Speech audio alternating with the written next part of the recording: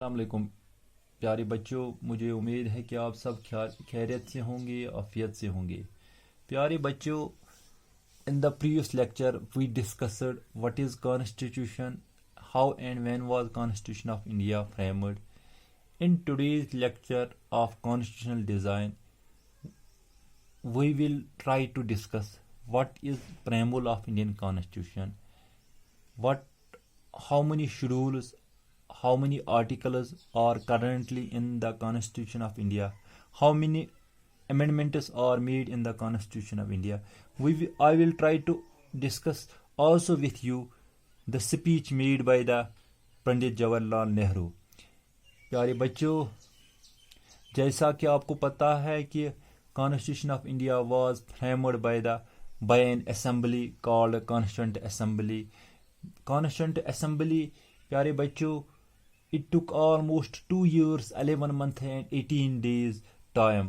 जैसा कि आपको पता है कि Constituent Assembly which ultimately prepared the Constitution of India, जिसको तकरीबन 2 साल 11 महीने और 18 दिन का वक्त मिला कॉन्स्टिट्यूशन ऑफ इंडिया को डिज़ाइन करने में। कॉन्स्टिट्यूशन ऑफ इंडिया, जिसको हम भारतीय संविधान भी कहते हैं या आईन हिंद भी कहते हैं, it is in fact consists of 395 articles and only 8 schedules when it was prepared in 1950.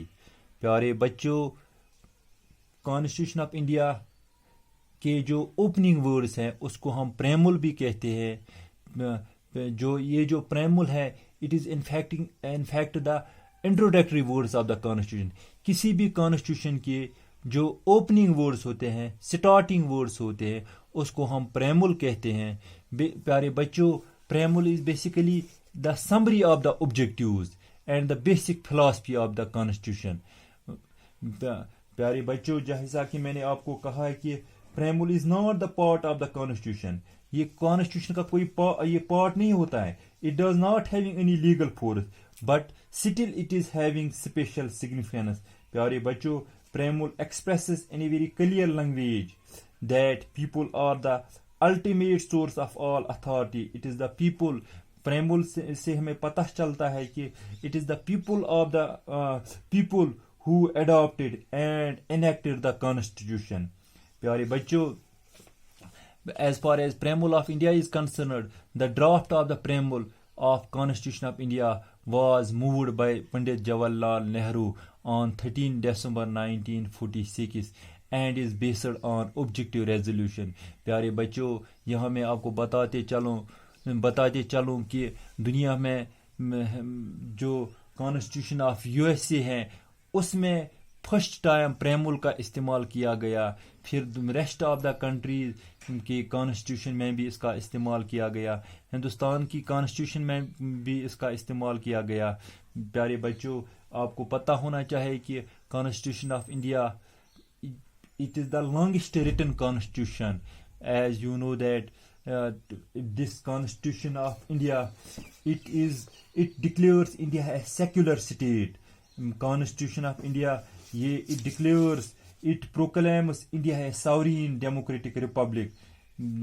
प्यारे बच्चों, कॉन्स्टिट्यूशन ऑफ इंडिया जिसके opening words which is called preamble is, जिसमें भी मेंशन किया गया कि we the people of India have solemnly resolved to constitute India into a sovereign, secular, socialist, secular, democratic republic and to secure to all its citizens justice, equality, fraternity. प्यारे बच्चों, as far this Constitution of India is concerned, currently it is having 450 articles, 12 schedules and 25 parts.